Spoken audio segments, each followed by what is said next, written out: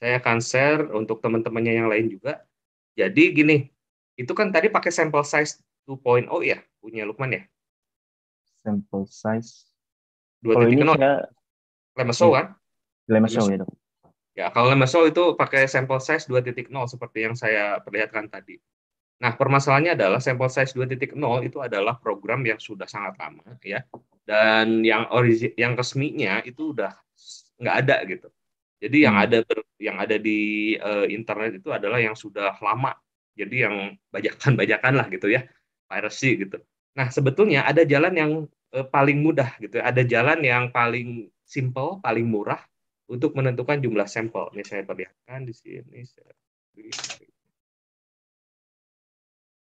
Nah, di sini ya saya akan memperlihatkan cara untuk mendapatkan rumus tadi ya.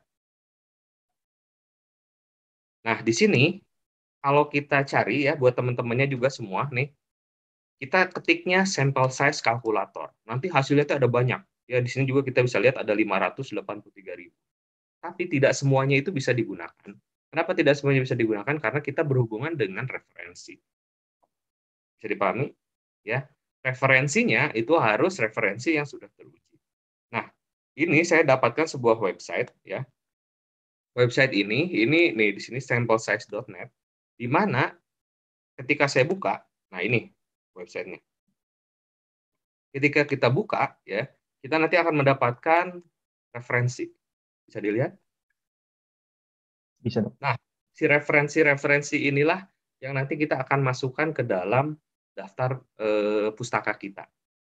Dari daftar pustaka itulah bakal kita nanti kalau misalnya ada pertanyaan ketika ujian, lalu ketika kita akan publikasi, menentukan jumlah sampelnya berdasarkan siapa? Ini referensi. Bisa dipahami? Ya. Nah, bagaimana cara memasukkannya? Nah, cara memasukkannya tergantung tadi teknik-tekniknya gitu misalnya. Ya. Misalnya tadi untuk Lukman misalnya ya.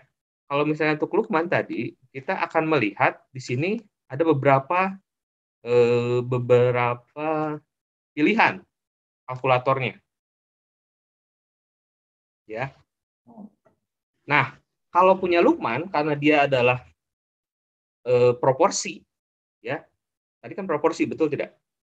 Ya, Ingat, proporsi dok. proporsi itu berarti jenis variabelnya harus kategorik dan Betul. kategorik. Ya, bisa dipahami proporsi itu nama lainnya persentase. Oke. Nah, kalau misalnya jenis variabel bebasnya maksudnya. Kalau jenis variabel bebasnya misalnya nih ya, variabel bebas. Kemudian ini ada variabel, nah jadi variabel bebas, lalu ada variabel tergantung. Kalau variabel bebasnya kategori, kemudian variabel tergantungnya kategori. Contohnya tadi yang punya Lukman, yaitu hiperglikemik, ya. Sorry, COVID Ya, ya, maaf. infeksi COVID-19. COVID, ya. Kemudian hiperglikemik. Itu jenis variabelnya kategorik dan kategorik. Maka kita nanti akan menghasilkan proporsi atau persentase. Seperti apa proporsinya? Seperti gini, COVID, kemudian di sini positif, kemudian di sini negatif. Kalau kalian mau merekam boleh ya, bagian yang Lukman misalnya merekam yang Lukman sendiri gitu ya. Ya, Nah, baik. kemudian kalau misalnya di sini hiperglikemiknya, di sini ada yang positif dan juga ada yang maaf. Ada yang positif ya, kemudian juga hiperglikemiknya ada yang negatif. Nah, ini adalah contoh dari proporsi, bisa dipahami. Nanti kan berapa persen betul tidak hasilnya? Iya dok. Nanti di sini kita akan muncul misalnya di sininya 50%, di sininya 50%. Di sininya 40%, di sininya misalnya 60% sisanya. Bisa dipahami? Nah, karena kita berhubungan dengan proporsi, maka kita akan menggunakan rumusnya adalah rumus untuk proportions. Ini yang ini. Silahkan kalau ada pertanyaan. Misalnya saya terlalu cepat. Masih bisa diikuti? Jawab bisa dok. Bisa. Nah, proportion kita klik. Proportions. Ada S-nya, benar nggak proportionsnya? Artinya apa? Ada lebih dari satu proporsi di sini. Ya. Nah, dari sini kita bisa melihat, kita bisa masukkan gitu ya.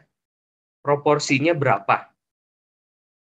Contohnya di sini kita lihat, dok, ini masukin alfa.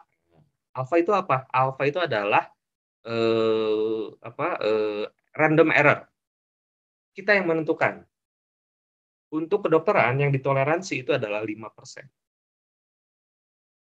Boleh nggak 1%, dok? Boleh. Tapi ada konsekuensinya. Jumlah sampelnya nanti akan membesar. Lalu kemudian beta. Ya. Beta. Apa itu beta? Beta juga sama error. Ya. Tapi ini tipe yang betanya. Siapa yang ngisi? Kita juga. Berapa yang boleh diperbolehkan di kedokteran? Maksimum sampai 20%. Boleh nggak, dok, 10%? Boleh. Konsekuensinya apa? Jumlah sampelnya jadi lebih besar. Bisa dipahami? Bisa, dok. Lalu kemudian di sini ada Q1 dan ada Q0. Apa itu Q1 dan Q0? Lihat aja keterangannya. Kelompok yang terpajan, kelompok tidak terpajan. Perbandingannya mau berapa? Mau sama atau tidak? Yang paling bagus itu adalah yang sama. Kenapa? Karena ini kita berhubungan dengan cohort. Kalau cohort, saya ingin kelompok yang COVID-19 dan kelompok yang non-COVID-19-nya itu sama jumlahnya. Artinya apa? 50-50. 50%, 50%. Jadi Q1 dan Q0 itu adalah proporsi. Berapa persen subjek yang berada di grup 1 atau grup yang terpajan. Sedangkan Q0 itu adalah proporsi dari subjek yang di grup yang tidak terpajan. Bagus. Nah, dari sini, ini semua nih ya, yang jadi yang ini nih, sampai Q0, itu kita semua yang nentuin.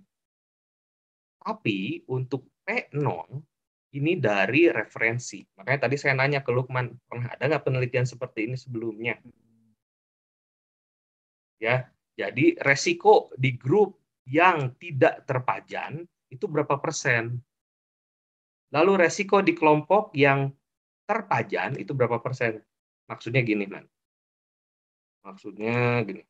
Nah, risiko di kelompok yang terpajan. Risiko di kelompok terpajan berarti yang ini nih, 50%. Kan terpajannya kan COVID, betul tidak? Iya, dok. Kemudian resiko untuk hiperglikemik, betul tidak? Iya.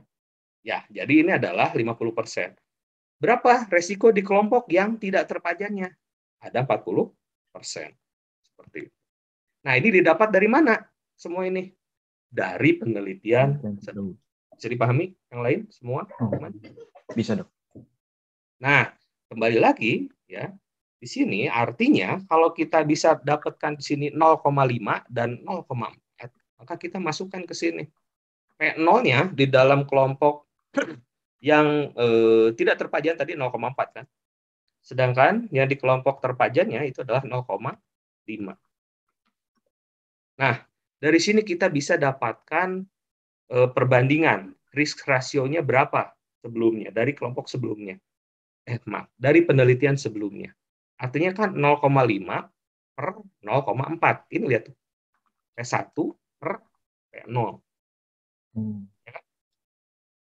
P5 dibagi 0,5 dibagi 0,4 itu berapa? Berapa? Ini 0,5 dibagi ini 1, kan? 1,25. Nah, kita isi lagi. Balikin lagi ke sini. 1,25. Kita lihat jumlahnya. Yang dibutuhkan berapa? Nih, jumlah totalnya itu adalah 816 orang.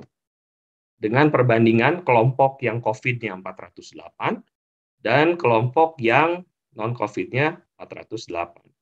Ini yang dengan continuity correction, maksudnya itu yang paling akurat.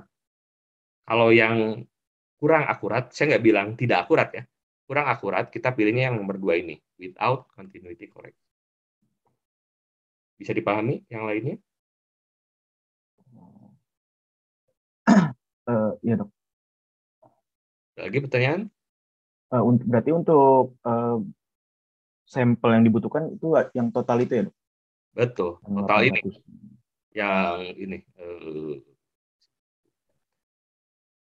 yang total ini 811 atau 776.